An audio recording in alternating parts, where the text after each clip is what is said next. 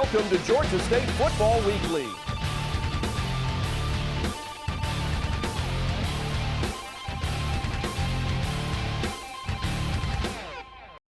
Hi again, Panther fans, and welcome into Georgia State Football Weekly. Dave Cohen joined by Georgia State's head football coach Trent Miles. And Coach, welcome once again in the Georgia Dome yesterday, Saturday, against the top team of the Sun Belt Conference, the Ragin' Cajuns of Louisiana Lafayette. Final score 35-21, but you and I have talked about where we fit into this league and how we've made the adjustment into this league. And this was a 21-21 game, third quarter. Yes, we had our opportunities. Give the credit to Louisiana Lafayette. They did a great job to pull out the win, but our kids are in position. We seem to do things to kill ourselves at critical moments, and when there's very little margin of error and you make those mistakes, it comes back to haunt you. We had 2 turnovers in the red zone. That's 14 points off the board itself, and then had some critical errors on defense at crucial moments, and it's just enough to get you beat. So that's disappointing, but it's very exciting to see how our kids are fighting, how they're going out each weekend and playing and getting better and better and putting themselves in position to win. Now we've got to teach them how to get it done. Ronnie Bell did not start and did not play in the first quarter, but he comes in, starts second quarter, and threw the ball pretty well. Moving the ball around, using his receivers. He did some good things. Yep. I know there was one throw in the red zone he wish he had back, but right. Other than that, he really did some good things and helped us, and we were able to run the football effectively, and that allowed him to be able to throw the ball better. I know I've asked you this before, and again, Ronnie played 3 quarters. He's compiled 2,596 career passing yards, 2,772 yards of total offense, including 2,197 this year. It's amazing how much he's grown from where he was when you first got here, really where he was last year to where he is now, setting that record. Well, he's done a good job getting better. There's things we've got to work on, yeah. But at the same time, he's done a really good job, and he's got a really good coach in Coach Luke Eward. So those two working together do a great job, and we're excited about the future. All right, let's take a look at some of the highlights again in the Georgia Dome in Atlanta. Georgia State hosting the top team in the Sun Belt. And it was Heroes Appreciation Day, Coach. There's Darren McCray with his parents. His dad served in the Iraq War, so. Great to him to go out there and honor his father. Yep, here we are in the first quarter. Yeah, Albert had a big game running and catching, and the returns. He was all-purpose again, which is, a very good thing for us. Here he breaks a good long run. On a fly sweep, we're able to get him out and get us down into the red zone. Coming back and being able to hit the bubble screen to Paris Lee and him getting it down inside the 5-yard line. We're sitting there thinking that we're rolling, but we ended up turning the football over. Coming back again, Joe Peterson on a blitz, doing a great job there of being able to get in and trusting the call and hitting the right gap. Here we go with Ben, getting a little lucky here, but it's always better to be lucky sometimes than it is good. Been able to hit Robert Davis, and Robert catches the ball and gets up the field and gets some yards after the catch. Again, I thought our defense for the most part played well. We created a turnover there. A fumble was recovered by Tevin Jones, and that was a huge play for us because they were backed up. So we got the ball automatically in the red zone. We were able to run the ball, and a great run right there by Travis Evans getting it in across the goal line. Here we got Ronnie being able to find Keith Rucker, who had a great game. He was well over 100 yards receiving, and I know he scored at least 1 touchdown, and it was kind of a breakout game for Keith. He's been solid for us all year, as long as he's been healthy. 6 catches, 121 yards, the 1 touchdown. He did a great job. Here Ronnie does a really good job of scrambling, keeping the play alive, and finding Keith Rucker right before the half, going for it on 4th down, and able to hit Rucker for the touchdown. Gave us a lot of momentum going into the second half. Came out defensively, and I thought we played well. Here you see Ronnie being able to convert here on 2nd and long and hit Paris for a 1st down. Driving the ball, putting us in position, and then again, hit Albert Wilson on the bubble screen, and getting some excellent blocks on the perimeter by Robert Davis and Paris Lee there that enabled Albert to score. Great job here by McKindy Cheridor, staying home, playing contained, being able to make the play in the open field. Another true freshman. And there they have a big play on the screen pass. Didn't really get to the right guy. We had a guy playing that tailback man-to-man, and he didn't go covering, and that's what happens when you make mistakes. Big play here, being able to hit Rucker again on a 3rd down, get us the 1st down. You talked about the freshmen, seeing some of these freshmen start to make some big plays. Keith Rucker, a good example of guys that are now, you're giving them a lot more playing time as the season moves along, and they're showing the improvement. And they're staying healthy, they're getting healthy, and they're playing well, they're getting better. Every rep that they take in a game is a new experience. So after we get this season, like John Wooden said, the best thing about a freshman is it becomes a sophomore. So to get those guys the experience, let them play and get out there and actually produce well for us is going to bode well for the future. All right, again, 35-21, the final score. Georgia State comes up short in a close game against the top team in the Sun Belt, Louisiana Lafayette. Arkansas State up next on the schedule on the road in Jonesboro, Arkansas. We'll get back with more on Georgia State Football Weekly. You know, Coach just included me in the game plan this week, and I didn't know exactly how big of a role I was going to have, but as the game went on, made one catch, made another catch, and then just started feeling it, and I guess it was just, you know, in the moment type of deal. Well, all game we noticed that they were kind of doing a hold-up, so there was really no pressure. So even if I chose to end up punting it, I would have had plenty of time to make the decision. But, I mean, Coach Miles said if it's there, take it. And first thing that went through my mind is it's there, it's there. So as soon as I went out there, I mean, I was just like, it's probably going to be open. And then took a few steps left, and it was there, so I took it. Well, we always have to look at it mentally, and we go into the next week saying we're 0-0.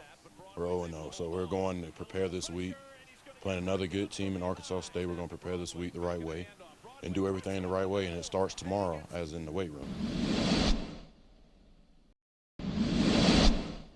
We're back on Georgia State Football Weekly, and pleased to be joined right now by the wide receivers coach here at Georgia State University, and that's Kerry Colbert. And Kerry, thanks for joining us. Tough one yesterday, close game with the top team in the league, Louisiana Lafayette, but you know, there we are, tied at 21 in the 3rd quarter and hanging in there with the best team in the league. And, of course, they ended up pulling it out in the end, which I know was disappointing. But kind of shows where we are in relation to the top team in the league right now. Yeah, I mean, it was a tough loss for us. And, you know, we just have to continue to work hard and continue to find ways to win these games. And, you know, we've played very well in spurts. And, you know, we just have to continue to focus and execute better at the end of the game and find a win. Coach Miles and I talk about it all the time, and that's the fact that, all right, we're winless so far this season, but I'm out at practice. Obviously, you're out there every day. This team's still working hard, still, you know, trying to, you know, get over the hump, as Coach Miles says, and get that first win and get this program moving. Yeah, I think everybody is kind of focused on the process of preparation and not necessarily focused on winning and understanding. And if we could focus on the preparation, you know, and doing our job and executing, the wins will come. And I think that's the good thing about this team. You know, regardless of our record, you know, they still go out every day and bust their butts and work hard and compete and try to find ways to get a victory. And, you know, we have 2 more games, 2 more opportunities to do it. And, you know, I think we're going to continue to do what we've done all year and just fight our butts off and hopefully be 2-0 at the end of the year. Well, let's introduce you to Panther fans that are watching around the region. Originally a California guy. Yes, sir. Played at Southern Cal. Yep. Oxnard, California. Spent time with 3 teams in the NFL. Just talk a little bit about your background and where you developed your love for football. Well, you know, I grew up in Oxnard, California, about an hour north of L.A., and, you know, kind of grew up going to USC games and, you know, was fortunate enough to earn a scholarship there and play there. And, you know, from then, you know, I was fortunate enough to be around a great group of players, coaches, and everything else, and I learned a lot. And, you know, I've always had a great passion for the game, and it was really at that time where I kind of, you know, learned, you know, how to persevere through ups and downs and really work hard and really put the time in and was fortunate enough to be on a national championship team and was fortunate enough to be drafted in the NFL and, you know, be on to play with some of the, you know, best players in the world really and just kind of see and learn from them as well. So I've kind of been around the block. I consider myself a sponge in a sense, and, you know, I've learned a lot over my years, and you know, that's what's the fulfilling thing about coaching is being able to kind of give it back to our players and you know, all the things that I've learned over my time. I was to say, you know, coaching in this instance maybe more so because of the programs, the fact that the program's only 4 years old. Coaching and teaching, it's a lot of teaching, and I see you out there working with the receivers. We've always had a pretty good crop of receivers going back to the first year in this program, but in the fact that you've had success really at every level, high school, college, getting to the NFL, spending a number of years in the NFL with 3 different teams, you're able to, you know, as you said, kind of give back, let that knowledge out, and share that knowledge with the guys you're working with here. Yeah, and I've been fortunate enough to be around a lot of great teachers in my day. Who was someone that influenced you when you think of the guys, all the coaches you've been under? Who's the one guy that, you know, in the situation you're in now that you kind of relate back to? Well, going back to my college days, you know, Lane Kiffin was my position coach later in my career for my last 2 years, and you know, I learned a lot from him from an overall perspective of the game. I mean, he had a quarterback background, so when he taught to our room, you know, we got to see it from a quarterback's perspective, and we got to understand where the quarterback was going with the ball, what he was thinking, what the reads were. And for me, that helped me as a receiver to kind of understand how much time I have, you know, with the route, or, you know, when I'm expected to be somewhere, or when I have more time. And those are the things that I'm trying to share, you know, and kind of pass down. And, you know, but I've been fortunate enough to have a bunch of great, you know, mentors and coaches, and even on this staff here, you know, I've been learning a lot from, you know, the coaches on our staff that have been around the block, and they continue to help me grow and learn as a coach. And, you know, Coach Miles obviously has a great background, and he's coached receivers in his day. And, you know, so there's a lot of people that, you know, that I could, you know, give credit to, you know, that have helped me. Well, again, we're talking to Kerry Colbert, the wide receivers coach here at Georgia State. Let's talk about your work with this group of receivers. On one end, you got a guy like Albert Wilson, who continues to break records. Of course, they're all his own records, as he did in the Louisiana Lafayette game. And you got guys like Danny Williams, who've been here. Then you got a crop of some young guys. Robert Davis is a good example of a guy that you know, can learn a lot from your experience. Yeah, and it's been fun working with this group. You know, they're a very talented group in many different ways, and you know, getting these guys to kind of gel and play and compete every week has been a fun process. And you know, Albert has been the leader of our group. You know, just from a playing standpoint, and you know, just from a vocal standpoint, kind of getting the guys going. And you know, like you said, you know, we have some other guys that have played, and we, you know, have a young guy like Robert Davis that is playing a lot, and he's young and he's up and coming.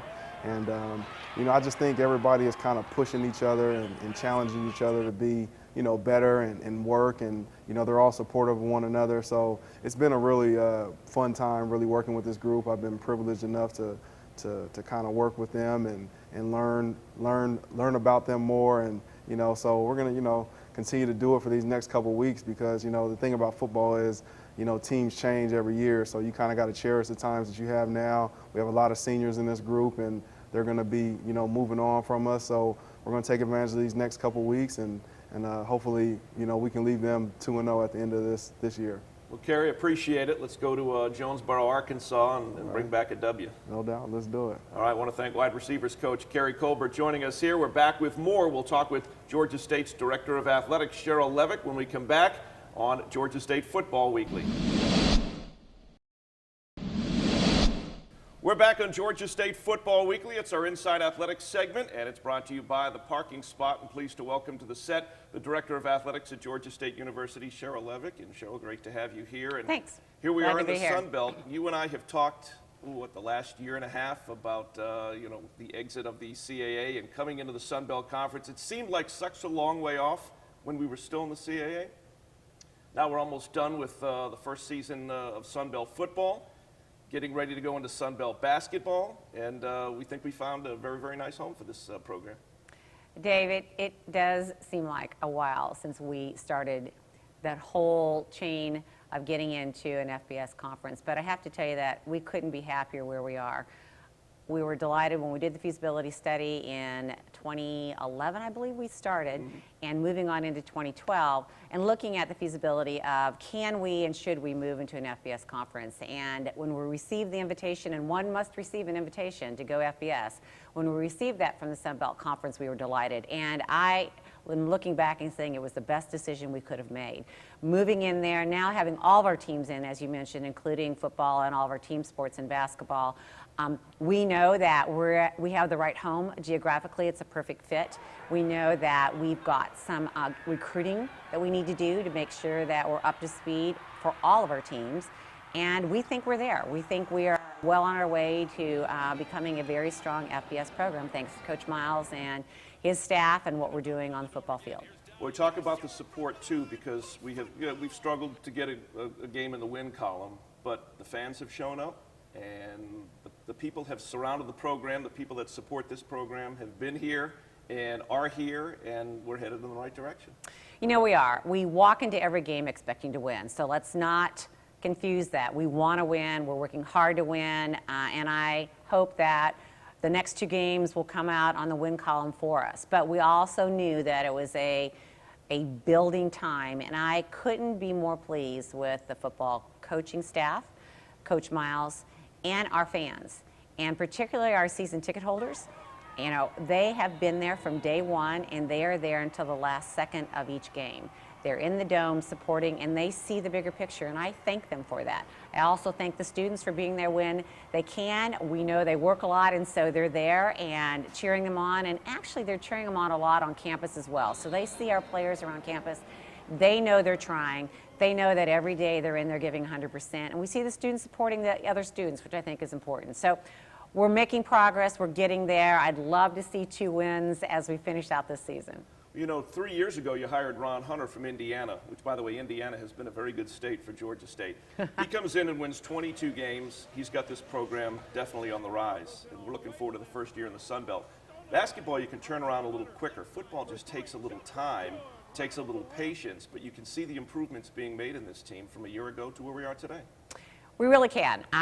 You're right about basketball. You can move it a little faster, turn it a little faster, although I don't want to diminish what Coach Hunter's done. It's been amazing, and we're looking forward to a great season with the men and women's basketball programs in the Sun Belt Conference. But you're right with football, and coming in, you know, we've got a massive movement here in terms of what we need to do to get the recruiting set and to move forward. When you move from an FCS to an FBS conference, there's few different rules there, which includes the number of scholarships, the number of recruits, and so we basically have 85 scholarships to work with. And a key point that maybe a lot of our fans don't know is that we can only sign 25 initials each year. So that is everything and all positions and looking at that. So part of what Coach Miles has had to do and his staff is to very systematically look at recruiting, figure out what we need at each position. We like to try to balance out each class, and we have a little bit of an imbalance of our classes right now. So as they're recruiting, they're looking at that. We'd like to have 16 to 22 in each class each year and then kind of move through that. And we have some uneven classes right now. So Coach Miles and his staff are really looking at what we need to do. We'll bring in a few junior college men to be able to fill out and complement. We already have, I believe, it's 17, 18 commitments right now. So we'll have a few junior colleges in there. So I'm pleased with what we're doing, but it does take time, and it's very systematic what we need to do to be able to get the recruiting turned around, to have each position filled, and the depth that we've talked about, to try to have the depth at each position that we need to be successful. Well, one thing that we've got going is facilities. We play in a world-class facility in the Georgia Dome. This facility that we are in right now, the practice facility, outstanding practice facility, recently received a nice gift that's going to go a long way to make this facility even nicer when it comes to talking about a weight room. As I mentioned before, our fans and our season ticket holders have been behind us all the way. That includes our donor support. And they understand and realize that in order to have a top quality FBS program, we need to have a top facility as well. This facility we're sitting in is magnificent. We're missing one thing. We need a weight room here. So the donation that you talked about from the Stricklands, and we also have anonymous donation from another incredible donor, will go towards building a 7,000 square foot weight room here that will allow our men to come in and train. We'll connect it right to the end of this building. We'll have an open air effect. We'll be able to have the weight stations and the racks that they need to be able to be bigger, better, faster, stronger. So that's what we're doing right now. All of that money will go towards that. And we're hopeful. We're in design phase right now. We do need to get the fundraising completed, but the minute we get the money in the door, we will begin with a design and build. Well, Cheryl, I appreciate it. Thanks for everything you do, and let's hopefully end the season with a couple of W's and move on to basketball. That would be the best way to end. Thanks. All right, I want to thank our Director of Athletics, Cheryl Levick, joining us here. It's our Inside Athletics segment, and it's brought to you by the Parking Spot. We're back with more right after this. You're watching Georgia State Football Weekly. This portion of Georgia State Football Weekly is brought to you by the Parking Spot. We're back at Georgia State Football Weekly with head coach Trent Miles. Our final segment, Panthers looking to rebound from the close loss to Louisiana Lafayette in the Georgia Dome last week. On the road this week, coach, final road game to a lovely Jonesboro, Arkansas to take on Arkansas State. And Panthers have, come close here, but again, as you say, still trying to crack the rock, break the rock, and get over the hump. Yeah, we're trying. It's going to be a good bus trip. We're actually going to bus over. It's only going to take 6 hours. We'll break the bus right up, and we'll end up staying in Memphis. And I've had a chance to last night go home and this is what coaches do. They coach football all day, and then they go home and watch football. So I was able to watch Texas State and Arkansas State play. A really good game. So we'll have our work cut out for us again. They'll be the second place team in the conference. I think they're 4-1 in the conference now, or 5-1, one of the two.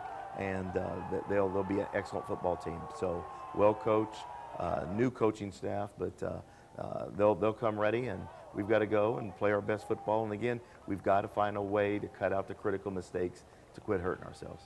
Yeah, I'm looking. They've won 4 of their last 5, and in 3 of those games, they've scored 48, 42, and 38. So it's obviously a team that they can score some points. They can score some points. They were very athletic. They're big up front. And again, everybody's going to be bigger than us right now until we recruit for a few years. But the guys that we have grow. But we don't make any excuses. We're going to go battle. We're going to take care of the football, and we've got to establish a running game. We've got to be able to stop the run. And we've got to be able to go out there and cut out the critical mistakes in crucial moments. It's okay to make a mistake here and there, but it just can't be in the crucial moments. So when our young men get that all figured out, we'll be fine. All right, Coach, as always, appreciate it. Best of luck at Arkansas State. We'll see you right here next week. Thank you. All right, for Coach Miles, the entire crew, I'm Dave Cohen. Thanks for watching. It's Georgia State Football Weekly.